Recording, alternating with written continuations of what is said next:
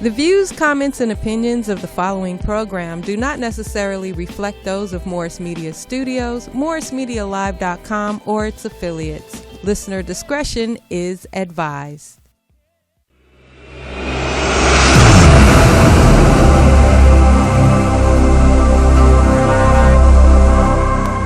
I think what you're trying to ask is why am I so insistent upon giving out to them that blackness, that black power, that black pushing them to identify with black culture. I think that's what you're asking.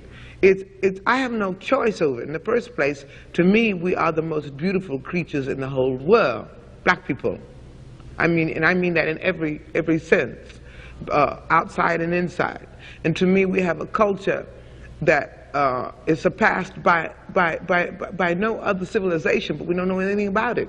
So again, I think I've said this before in the same interview, I think at some time before, my job is to somehow make them curious enough or persuade them by hook or crook to get more aware of themselves and where they came from and what they are into and what is already there, and just to bring it out.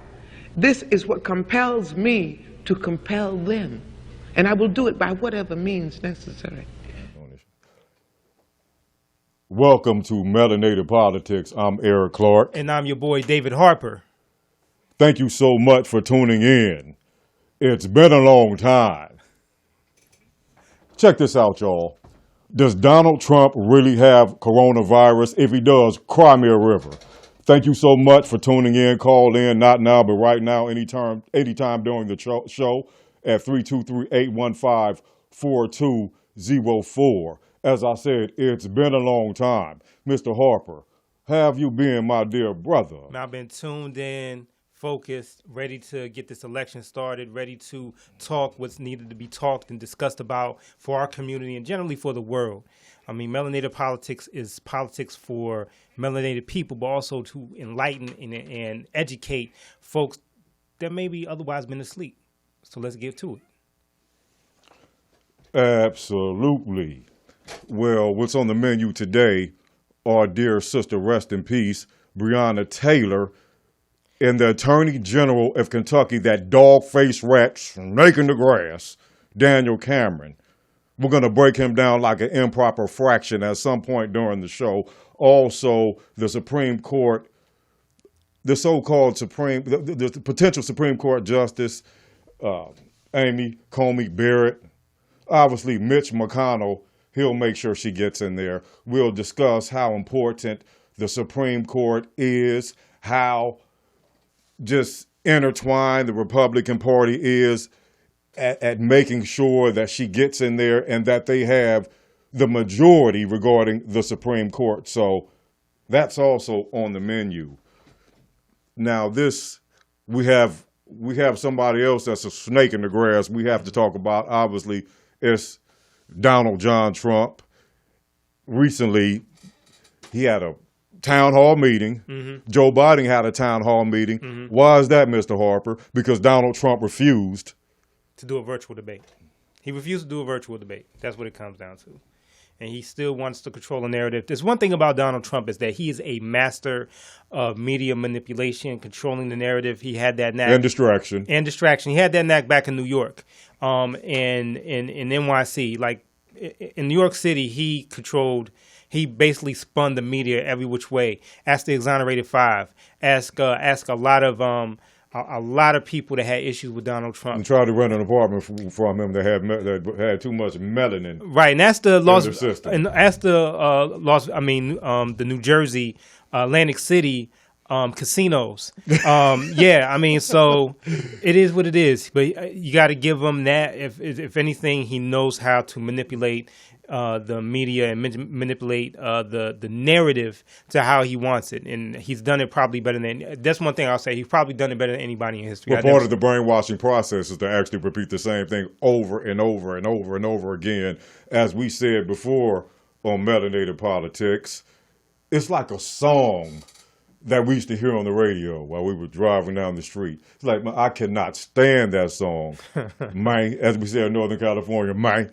I can't stand that song, man. But after you hear it over and over and over and over again, you start to know the words of the song. And then the next phase is you begin to actually like the song. Mm-hmm. So once something is repeated over and over and over again, people with a herd mentality, which is running rampant in this country, I dare say in this country, is something that solicits that. So how important is the black vote in the United States of America? The black vote is vital to the U.S., but it's even more vital to the Democratic Party.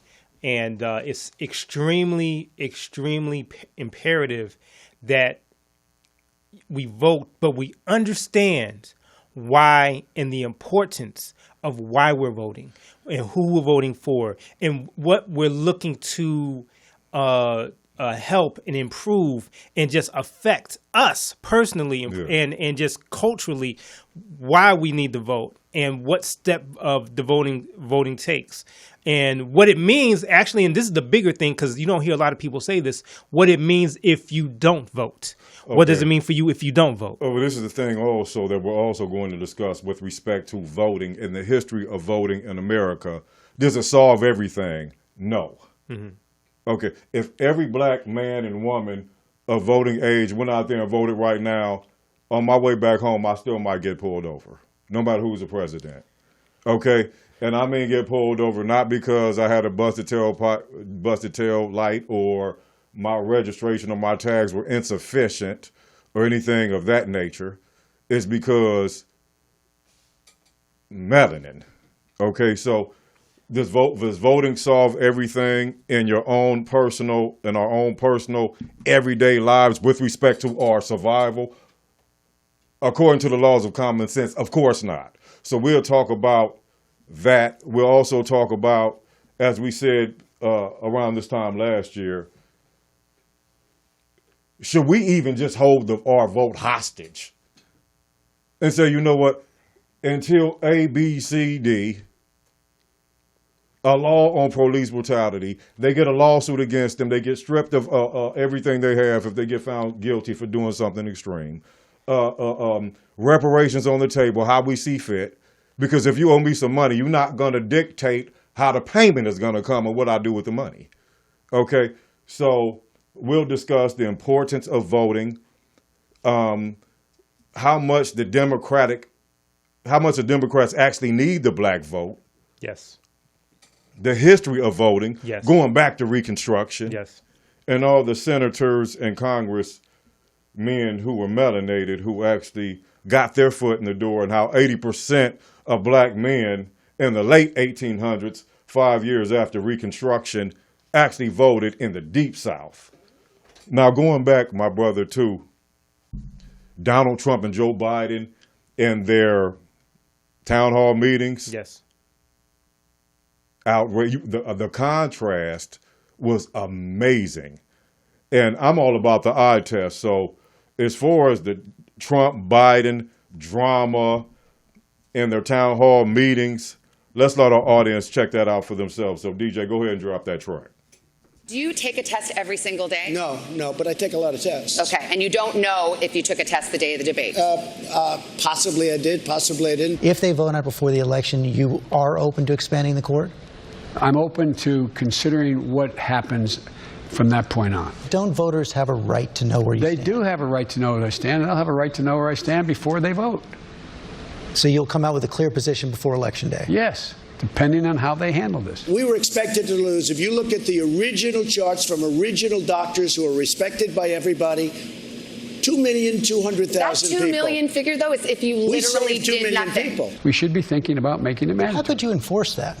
Well, you couldn't, but you can say, you can go to every governor and get them all in a room, all 50 of them as president, and say, ask people to wear the mask. QAnon. It is this theory that Democrats are a satanic pedophile ring and that you are the savior. Disavow QAnon in its entirety? I know nothing about QAnon. I just told you. I know very little. You told me, but what you tell me doesn't necessarily make it fact. So are you for it or against it? You say you're not for it, but in your website it says you call it a crucial framework. The Green New Deal. My deal is a crucial framework, but not the new Green Deal. The new Green Deal calls for elimination of all non-renewable energy by 2030. You can't get there. You're going to need to be able to transition, George. We are working very hard on the DACA program. Under your administration, no new applicants are allowed. And in fact, the DACA recipients now have to renew every year as opposed to every 2 years. So in fact, the DACA program has been curtailed by your administration. Well, what happened is because of the pandemic, much changed on the immigration front. Who do you owe $421 million to? First of all, let me answer. What they did is illegal. What I'm saying is that it's a tiny percentage of my net worth. That sounds and like you'll yes. see that soon. Do you hear what you needed to hear? I think so. Okay. Well, there's a lot more if you're going to hang around afterwards. I'll tell you more. Okay. Let's get No, but I really. Okay, so what you saw there, ladies and gentlemen, was a split screen of, at moments, for a second, it looked like two politicians. For another moment, it looked like one person was a politician taking it seriously, and one was like a skit off a bad sketch comedy show. When you had Donald Trump talk about I don't remember if I took a test, maybe so, maybe not. That was just ignorant. When you had Joe Biden basically say, the voters, I can't go fully with the Green New Deal because we can't get there in the time frame that they wanted. That's actually a clear, concise answer to a serious issue when it comes to climate change and fossil fuels. Yes, sir. Anybody who hasn't made up their mind and think these two are the same, I don't know what you're looking at. And so that's really what it comes down to. Imagine that. And, it's really a choice. And I know for a lot of people, melanated and alike, they're frustrated with the choices. I know there's some people that don't care, but believe me, they're starkly different, and the effects will be different, short and long term. So that's just my thoughts on that. Donald Trump will never disrespect anyone that supports him, whether it be the Proud Boys or QAnon. These groups have been around for many years, according to the ACLU and other organizations that track the hate group, the so-called quote unquote hate racist far right groups that we know about on paper. And they have increased since Donald Trump has been the president of the United States. That's a fact. So he'll never just outright deny. He'll dance around it.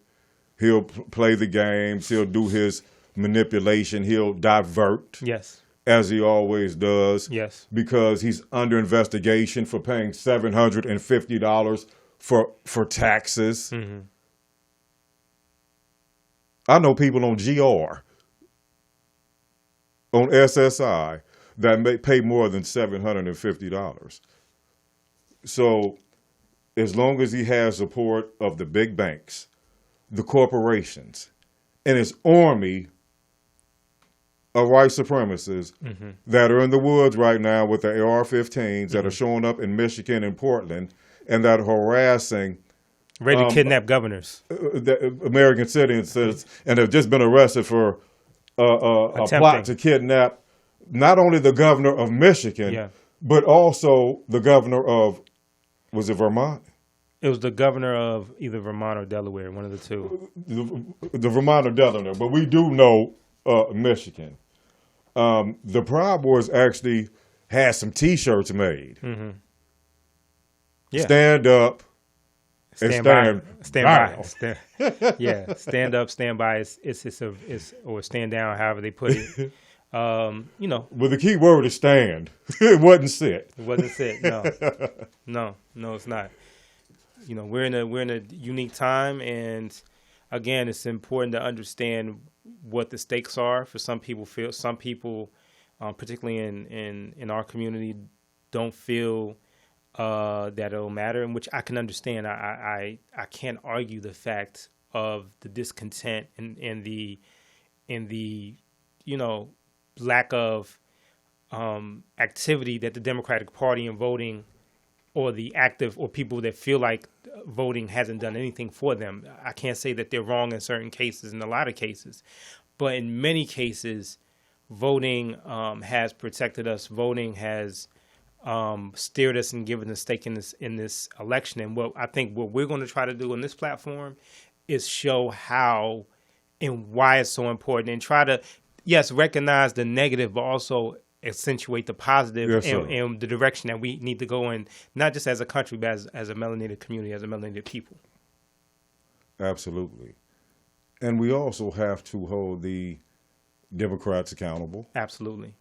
Because the bottom line is, they can't promise us, if you vote for me, all you people get a presidential suite in Vegas on the Strip. No. And after they get elected, we on 108th and Broadway, $10 an hour with the bathroom not even in the room. There you go. Yeah. I've been around like two. You've been around like two. This is what I heard, y'all. Do y'all have anything like that in PG County or what? In PG, see, this is the thing that's really deep. $10 an hour. The bathroom is not even in the room. You gotta go. Yeah, I know. You gotta go.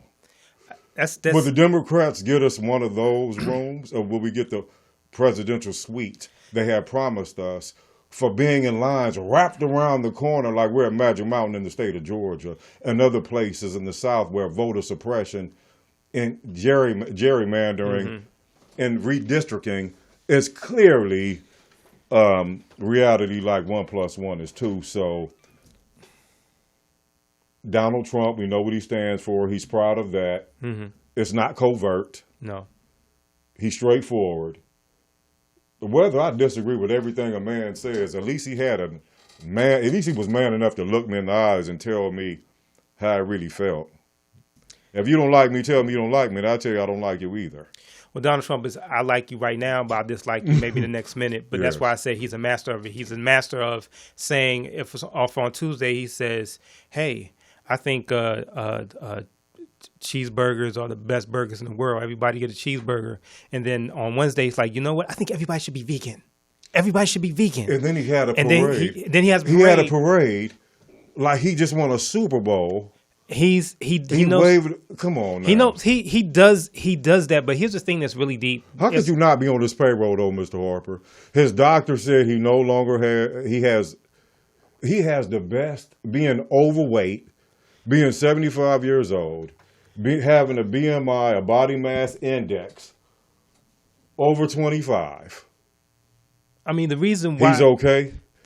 The reason why if he has coronavirus, cry me a river. Go ahead, brother. Nah, the reason, real quick, what I was going to say is the reason why he can have so much support, particularly from doctors and some professionals that should be respected, even some politicians that should be respected, even though they're changing their tune a little bit right now. The reason why you see that is because the election is not just at stake for melanated people to finally go after and penalize the criminal justice system, yes, or find fairness and equity with the black community when it comes to access to capital, when it comes to home ownership, when it comes to jobs. Not just that, but this is at stake for the strong, anxious class that yes, sees Trump and knows this is their last battle, the last time they'll have an advantage, whatever that advantage is, and that's their power. That's just their last time. Where have people of Donald Trump's ilk, where have they gone, whether it's been Australia, India, what is now known as the United States, Africa, South Africa, the Caribbean, the Pacific Islands? They have not been able to function without being the majority numerically. If they don't have the numbers, they feel threatened. People like Donald Trump, and I'll just say it, and his homies. Okay?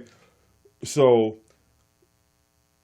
every year when the census report comes out, especially I would say between 1995 and 2000, even if it's rigged, it said in 40 years, the 65% majority population will no longer be the 65% majority population. Who does that scare? The Proud Boys. Who does that scare? QAnon. Who does that scare? Donald Trump. Who does that scare? People on the Supreme Court. Who does that scare? The 53%, I'll just say it, of the white women who voted for Donald Trump after the Access Hollywood tape. You know, I mean, you wouldn't let your 5-year-old communicate the way this man does who has been elected the president of the United States. We showed the contrast of Donald Trump and Joe Biden. I'm not a Democrat nor a Republican. I'm an independent. Am I a big Joe Biden fan? No. Do I hold him in the same regard as Donald Trump? No. We're going to peel the scab off. So we'll see what happens.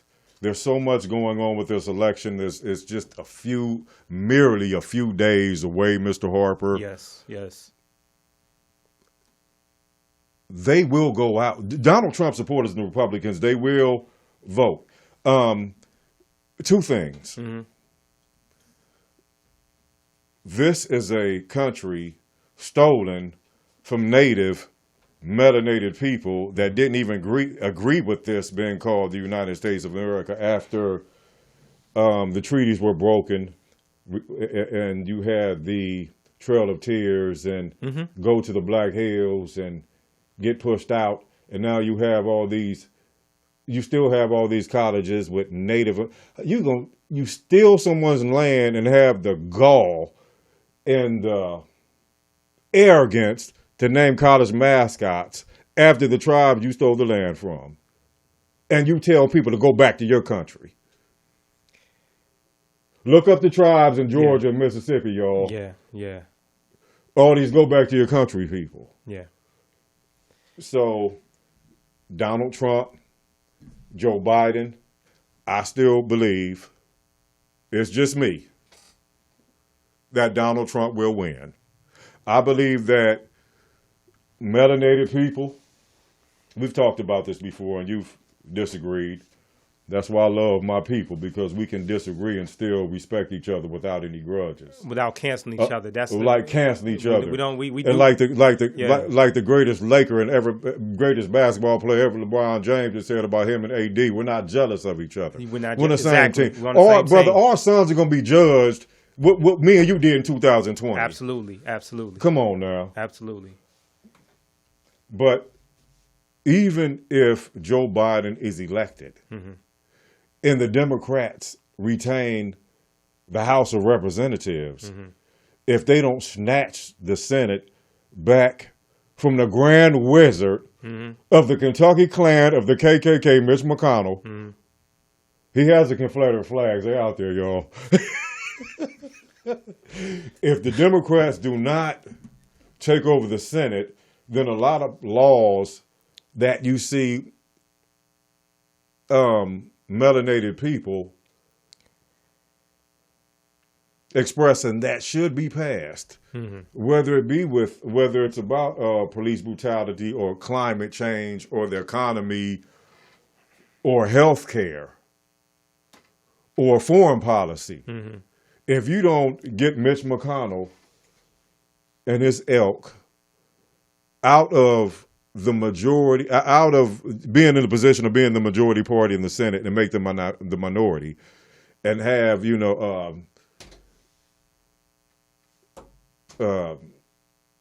Schumer or someone step back in there, and also, which even more important than that, I remember you and I, what do you think about that? I think that this goes back to why voting is important, because the bill, the issues that black people, melanated people have been dealing with from day, goes into the heart of how we're living, whether it's the whatever laws, whether it's talking about property laws, whether you're talking about criminal justice. All of that's been written in a particular way with melanated people not in mind. The House of Representatives right now, which has incredible influence by the Congressional Black Caucus, has a bill to really affect criminal justice. And that bill is stalled in the House because we don't have the Senate. For a lot of people that are not into politics, just to let you know, I'll try to be real quick with this. The president doesn't run everything. We have three branches of government. We have the legislative, which you have the Congress and the Senate. You have the executive, which is the president, and you have the judicial, which is the Supreme Court. All these things need to work together in some form to get everything. Maybe a little bit less with the judicial in some ways. Actually, I take it back. Judicial is really important, but all of it has to work. In other words, in some type of unison. But politically speaking, David, if the Democrats or the Republicans are not in control of all three, either or, yes, will that be as effective? No, it won't be as effective because the thing is that the way, and I try not to get into the weeds with this. I'm not going to try to just get real crazy with this with you. I'm just going to keep it plain. The way the government was set up was for people to like what me and Eric do now. If you watch our show, we debate, we talk. And it's easier for us to talk because we don't have any ill content. He's my brother. I'm his brother. So we're gonna speak, even if he says some things I disagree with, or I say some things he disagrees with. It's just we're still gonna work it through and put it out on the table. The difference now with our government is that you have our House of Representatives is represented by more women. The Congressional Black Caucus, as I said before, has the most influence it's ever had, ever. So that Voting Rights Act that passed in 1965 is doing work now to be able to pass bills that can affect us. And granted, we've never had that before. There's never a moment in history where we've been right where we are right now, where we have the power to influence. And that's one of the biggest reasons why it's stalled. I have a brother right now that's watching this show, and I have friends and associates that I grew up with in the city of Compton in Los Angeles that are doing life in maximum security prisons in the state of California. And most likely, a lot of them have paid a lot of money to rent a phone out to watch this show. And the reason why I bring my brothers up is because they are literally affected by who is on the Supreme Court. Because when you have a life sentence or when you are on death row, you're going to file multiple appeals. And eventually, during this process, if your appeals are denied during the beginning and the intermediate stages, following up after that, eventually you're at the Supreme Court. When you get to the Supreme Court, according to what everyone I just mentioned, what they told me. I'm laughing with you, not at me, not at us, brothers. According to what they told me, once their paperwork goes to the Supreme Court and they have been denied their appeal for the murder or whatever case they're in there for that resulted in a life sentence, once the Supreme Court denies that, you'll never have sex again with a woman. You will never see your kids if they're not in a visiting room. Every dream you ever had, can't throw it out the window because there's no windows in a prison cell. So it takes every piece of spiritual, intellectual, psychological, and emotional strength to remember who you are and how great your people are and where you came from and our origin to maintain a peace of mind. The Supreme Court is very, very important in the United States of America, whether it be Obamacare. That's why they're trying to push yo girl, Amy. You see how he does this? You see, he does this every time. My Yo girl, Amy. I never trying to push Amy in there. I never dated an Amy a day in my life. I know one. I don't think I know an Amy. I don't even think I know an Amy. But hey, it's okay. I see how you do. That's all right. Okay. I see how you do. I don't even know Amy, but it's okay. No disrespect to Amy's. I got nothing against Amy's. You know. I'm sure there's some Amy's that are amazing, but for this conversation, we're going. I digress. Let's go. Let's keep going. My girl, Amy. Okay. No. Obviously, that is not your girl. Let me just say. Okay. Anyway, after Mitch McConnell denied President Obama his nominations in the Supreme Court, now all of a sudden that other snake in the grass, the senator from South Carolina, the backstabber of John McCain. Well, I wouldn't want a friend like that. No. Ones we can depend on. No. Before we go any further, I would never like to have a friend like Lindsey Graham, peace to Houdini. You know what I'm saying? Sure enough. But they're pushing her through. Despite their conflict and their contradictions to everything they said prior, also that brother that's running against Lindsey Graham in South Carolina. Harris. Lindsey Graham has been on Fox News and on different news outlets begging his cult supporters to send in money. Mm-hmm. But as I said, the Supreme Court has always been significant with respect to the laws of the United States of America, and who's ever on the Supreme Court decides the laws of this country, regardless of who the majority party is in all three branches, as you stated, and most importantly, in the executive branch. That's really important. It's important, but with respect to the Supreme Court, they run this country. They do. And that's all that matters, politically speaking. And keep in mind, ladies and gentlemen, these are lifetime appointments. These aren't term limits like a presidency or a Senate or a House. These are lifetime appointments. If you get someone on the Supreme Court in their late 40s, early 50s, they're going to be on there for a minimum, if they in decent health, if they're okay health, at least 40 years. So you're talking about 40 years of affecting your life. That's your child. If you have a child that's born, and that's going to be their kid years, their adolescent years, their adult years, and it's significant. It's real. Let's go ahead and check out the Supreme Court, y'all. DJ, go ahead and drop that beat for us, please. At that point, see, they appointed 57. You had 57. The first 57 Supreme Court justices were white slave owners. I'm going to give it to you again so you understand this. The first 57 appointees to the United States Supreme Court were white slave owners. So by 1857, when the Dred Scott came in, those are all white slave owners, period. And now since the Dred Scott decision, after blacks were freed, they've appointed about another 67 people to the United States Supreme Court, bring up to about 123, 27 appointees. And all of them have basically been whites, except 1 1/2. They had one black man on there in 1950, and they got a half a black on it now who's just pretending to be black.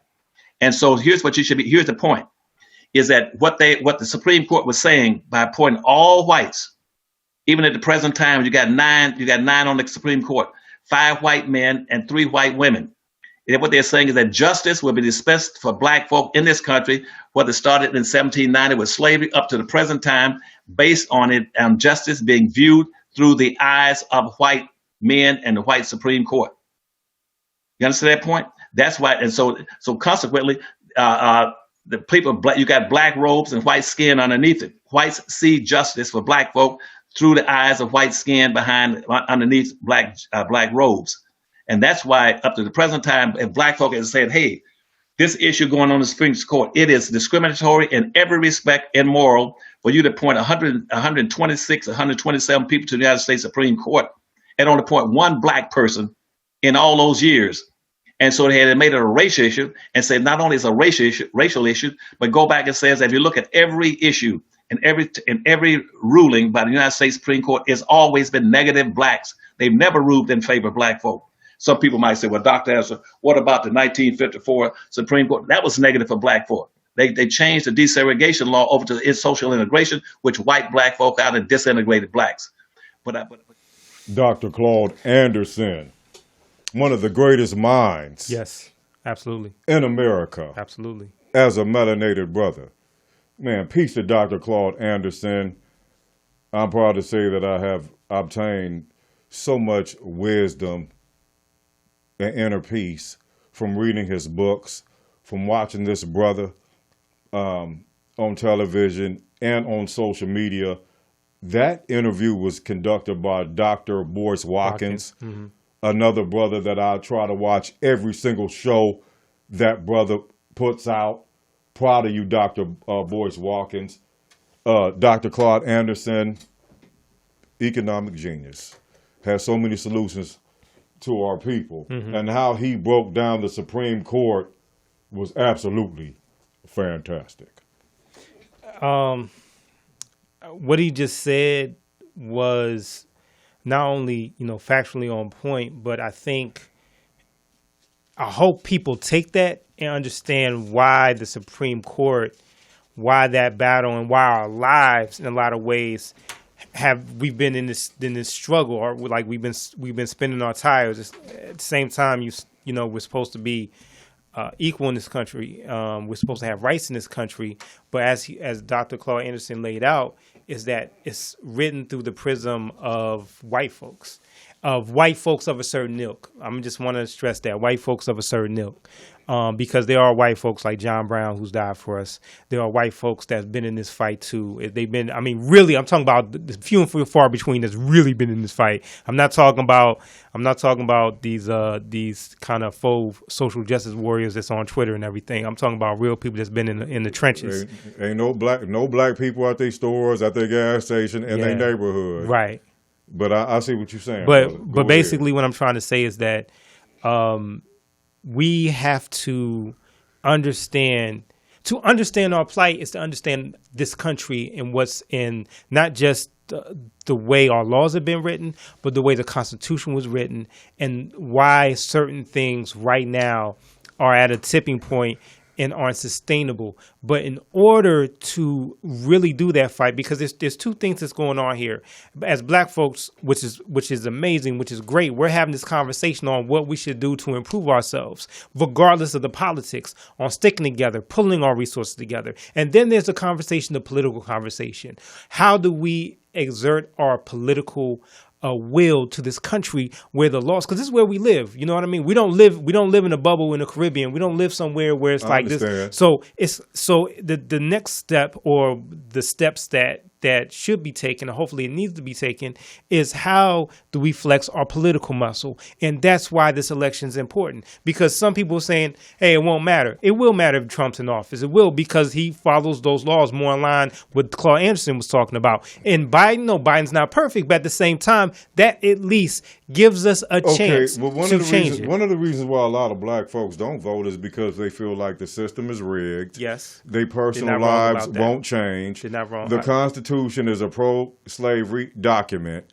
We still have American school children that are under the false narrative that this country was built off hard work and it was built off enslaved kings and queens with Africa via King Cotton.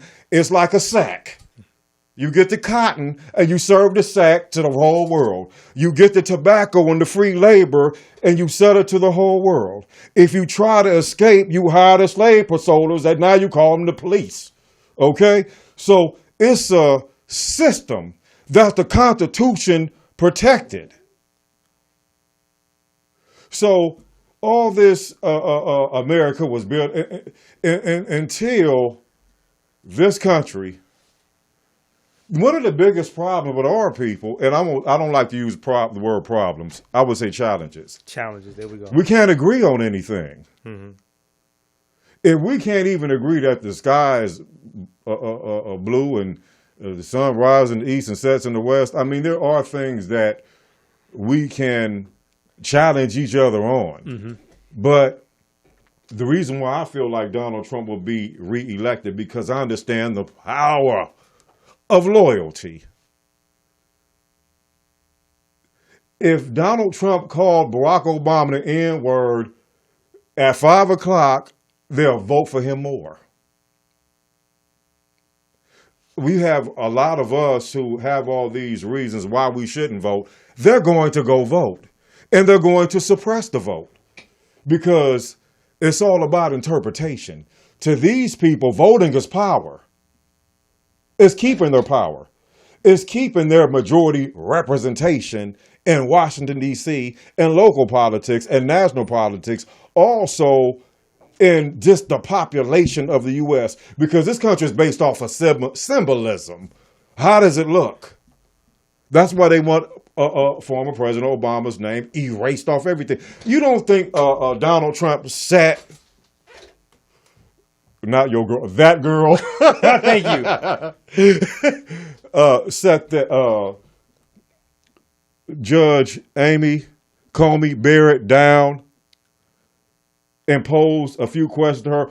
If we put you in there, will you overturn Obamacare? If we put you in there, will you make sure that the death penalty is the order of the day in this country, considering most people that are getting lethal injections, another form of a state-sponsored revenge killing?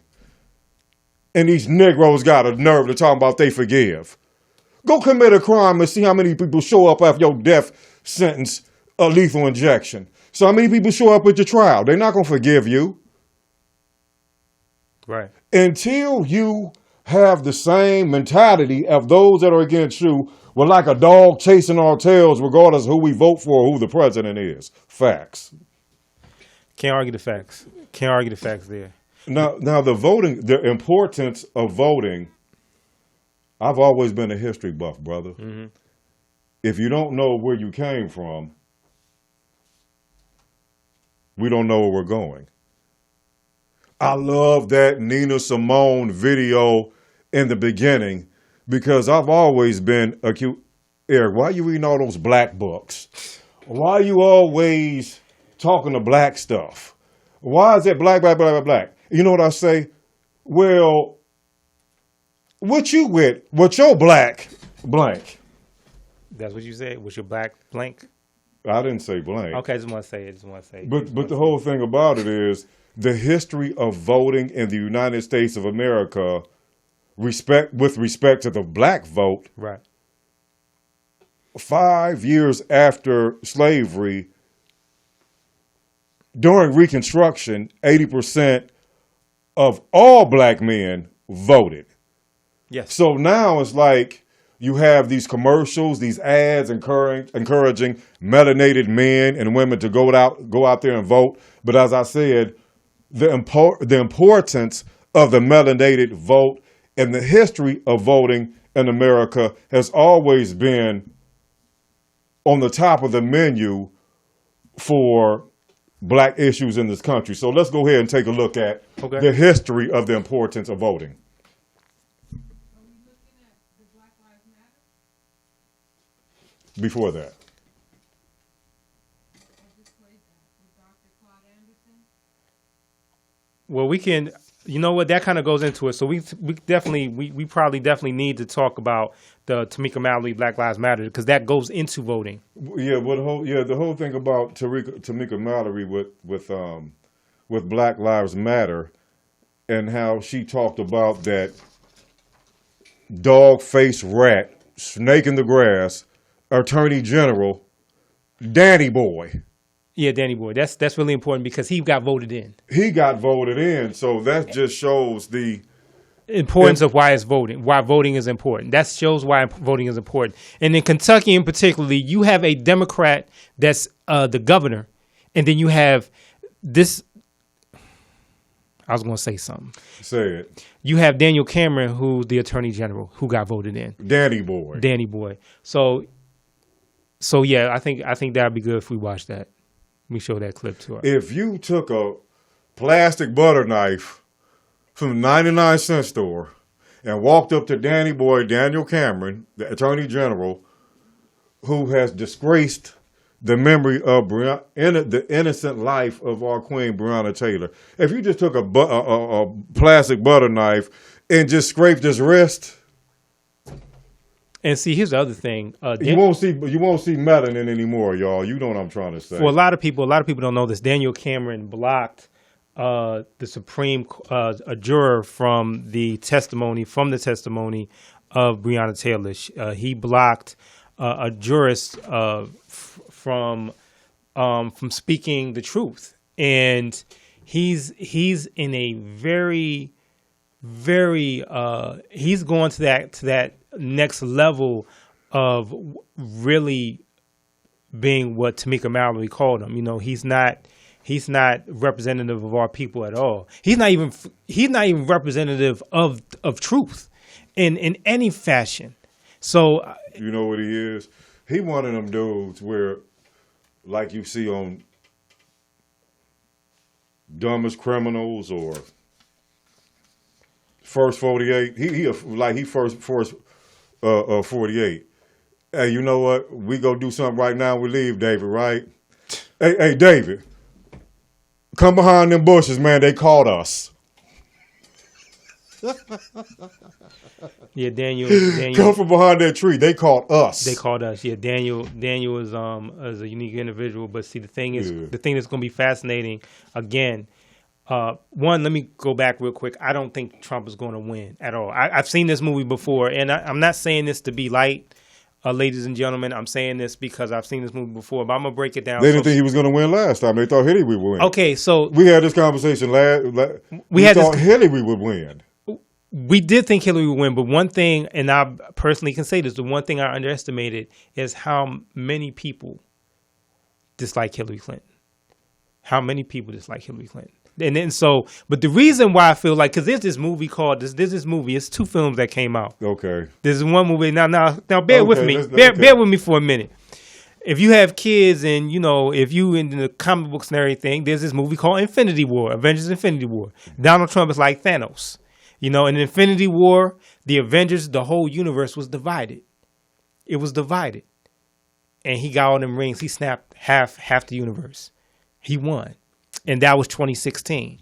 Because like, I'm not going to vote. I'm going to vote. I'm not going to vote. And then there's this movie that came out recently called Endgame. Okay. Endgame. And in this election, that's what this is. This is the Endgame. So let me hear you. What happened to Endgame? What happened to Endgame? Come on, man. What happened to Thanos, aka Donald Trump, was whooping America's butt, whooping Thor's butt, and then who did quote unquote Captain America here? He heard Falcon, the brother, flying, and then you know who came out? Who came out? Who? Chadwick Boseman, Black Panther. Okay, you ever seen Star Wars? You ever seen Empire Strikes Back? Okay, well, Donald Trump is a Lord Vader, and he is telling America, Luke, I am your father. And they are going to vote for this man.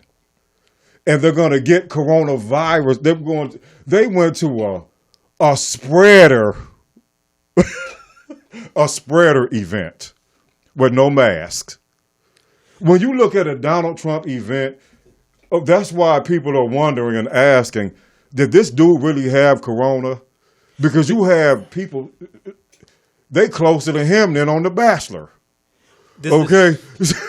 This is the thing about it. This is the truth be told. This is the thing about it with the whole coronavirus, and because this is a serious topic. Because I have coworkers who have friends that's died from coronavirus. I hear you, brother.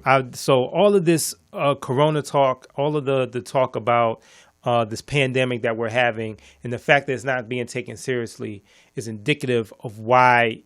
Most likely that was the nail in the coffin of him being president. Okay. I would love to say it was George. I want to say love to say it was George Floyd's death and that America got an epiphany, but I don't think it was that. I think when it started affecting senior senior white and retirees, non-melanated people. Non-melanated people. I think that's like, when they thought it was just in the hood. When they thought it was just because they see the reports and they left those masks off. They left. They see the reports. They saw the reports that affects black and brown communities more than it affects the white communities. And so it wasn't until you saw more elderly white folks pass away. It wasn't until you see and also Chris Christie, former governor of New Jersey. Yes. Corona. Yes. Kellyanne Conway. Yeah, and also the who speaks for Donald Trump. Yeah, the press secretary. The press secretary. Press secretary that speaks for Donald Trump. Yeah. Stephen Miller, who's Stephen from California, who this dude is a straight up racist. You have a ton of people. When they did the Amy Coney Barrett photo op, you had Ron Johnson, senator from Wisconsin, who caught it. Tom Tillis, the senator from North Carolina, who caught it. Mike Lee, senator from Utah, who caught it. So in all those, but you know what's deep? Somehow, some way, they're still going to get Amy Coney Barrett into the Supreme Court. And the reason, ladies and gentlemen, the reason why the Supreme Court on this level is so important is because with Amy Coney Barrett on that Supreme Court that takes Ruth Bader Ginsburg's space, who was a defense for I can say she was a defense for melanated people in a lot of different ways. But the one thing you have to understand is that court tipping to 6-3. That means that mentality that Dr. Claude Anderson talks about, it is fortified.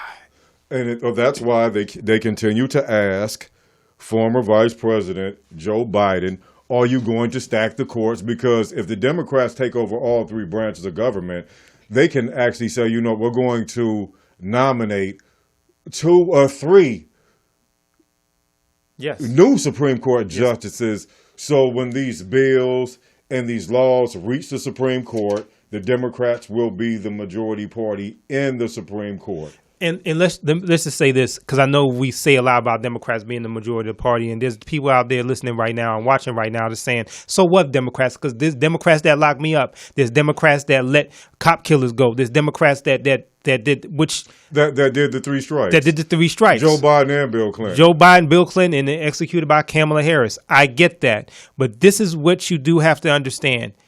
Today is a different day than that day. And the reason why today is a different day than that day is because we didn't have as many melanated people of different backgrounds. But you know what my apprehension is? What's that? My apprehension is, let's just say... Real quick, I didn't quit to finish. Different backgrounds with the power to influence. You have to understand, this is the first time legitimately in our country's history, that the House of Representatives had a conversation about reparations. This is the first time, and I'm from the D.C. metropolitan area. This is the first time they've been talking about D.C. statehood. Ladies and gentlemen, D.C. is half black, and Chocolate City is half black, and they don't have they never had strong political representation. They're talking about having 2 senators now. So you're talking for the first time a shift in our politics, which will be a shift in our policies, which will be a shift in how we do things. They keep talking about it, right? Yeah. Call your girl and keep talking about where you're going to take her and never do it. Oh, well, it looks like we have a phone caller, so we can talk about your girl after that. We're going to Jack in the Box. Good morning. Good morning, Eric and David. How's it going this morning? All is well. All is well. Good morning to you, sir. Yeah, it's a pretty interesting situation we're having coming up here. I guess the 2 points I'd like to make real quick, even if I was to do the lowest amount of political analysis, I would just go ahead and go with Biden because, if anything else, that's the closest I'll get to a continuation of the Obama presidency. And I think that President Obama will serve in a real advisory capacity to Biden if he's elected. So I don't believe you, Eric. I don't believe that Trump will win. I think you'll just have a bunch of crazy Proud Boys running around. Well, thank you for calling in. Okay, if Joe Biden wins, do you agree or disagree that a lot of I'm just going to say it, Negroes will become complacent and start to relax a little bit and start to embrace the fallacy and the lies that, there's no such thing as systemic racism. And because we know that Donald Trump was nothing but someone who instigated something that was already there regarding American culture and the political system and all these other systems. So let's just say if Joe Biden is elected as the next president next month, hypothetically, if he is elected, my apprehension is shucking and jiving after that. Before you even finish, I agree with you, sadly, because a lot of people look at the perception of the world based on their own perception of their own situation. And I know a lot of people who still say that they would embrace Trump, as outrageous and openly racist as he is, based on their perception that their personal situation is not directly affected by him or his politics. So sadly, I would agree with you. And I guess that's another mission at hand, is to let the collective know that we all share the same social reality. Yeah. So we all need to think the same in terms of what the hell is beneficial for us. And one other quick point I would make, McConnell did his thing, and they blocked Obama's, judiciary. President Obama's Supreme Court. Mm-hmm. So I think the Democrats should work to take the Senate and the House and stack the court. I think they should stack it so heavily where it would be like a 17-6 vote on the liberal side and just teach them a lesson in being disingenuous. I really do believe that. Right. And real quick, I agree with you right there. I think it's going to be the Supreme Court as well as statehood for D.C. and statehood for Puerto Rico. So I'm thinking it's going to be 4 more senators on the Democratic side. I truly believe that. And definitely always appreciate your call. Our next show is going to be right before the election. Yes, sir. It's going to be a big show. We want to let everybody know that it's going to be a big show. And it's going to be some great conversations. So you got to definitely call in and give your thoughts and your perspective when we do the show, all right? Sounds good. You gentlemen take care and fight the good fight. Thank you, sir. Brother. Thank you. Uh-huh.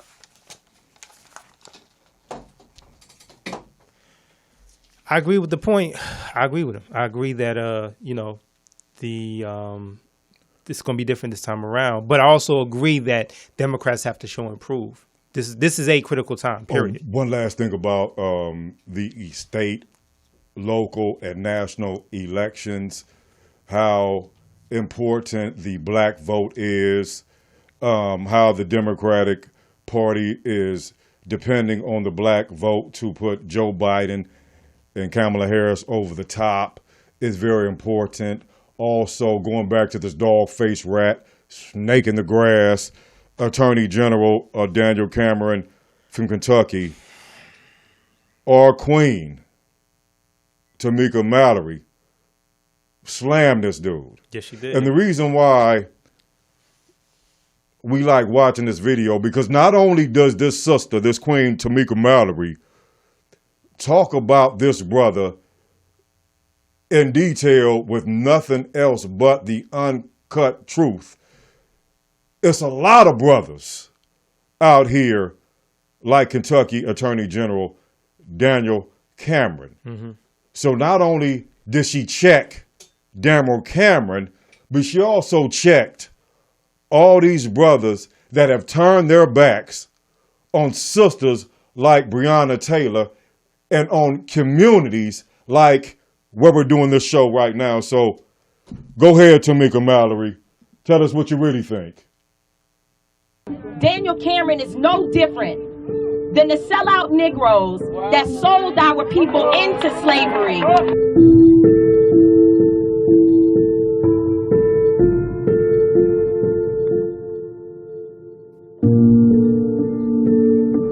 He mentioned at the press conference, which I thought was quite interesting, that he's a black man. And as I laid and cried and hurt for Tamika Palmer and for Breonna Taylor, and for Kenny Walker, and for Janiyah, who we need to love up on. As I laid there and I thought about him saying he's a black man, I thought about the ships that went into Fort Monroe and Jamestown with our people on them over 400 years ago, and how there were also black men on those ships that were responsible for bringing our people over here. Daniel Cameron is no different than the sellout Negroes that sold our people into slavery. She said it. And helped white men to capture our people, to abuse them and to traffic them while our women were raped, while our men were raped by savages. That is who you are, Daniel Cameron. You are a coward, you are a sellout, and you were used by the system to harm your own mama, your own black mama. We have no respect for you.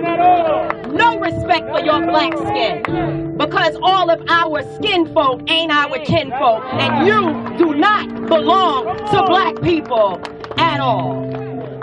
Thank you so much for tuning in to Melanated Politics. Yes, indeed. I am Eric Clark, global, universal citizen from Compton, California. And I am David Harper, citizen from Mr. Ralph Harper and Vivian Smith way of D.C., Maryland, and Virginia, the DMV, PG County, Maryland, representing for all our people. Amen. Let the church say. Amen. And we want to thank the poetess, Queen Sheena, all the support we get here at Morris Media. And just to let you all know, November 1st is our next. November 1st. November 1st, a couple days before the election. It's going to be a special show. Tune in, watch live. Don't wait to see it on YouTube. Watch live. It's going to be a really good show. We're going to get into important, meaty, strong topics before voting. If you voted or haven't voted, regardless, watch the show. Melanated, the essence of color. Politics means war without bloodshed. As always, our tongue is our gun and our wisdom is our ammunition. Peace. We're out.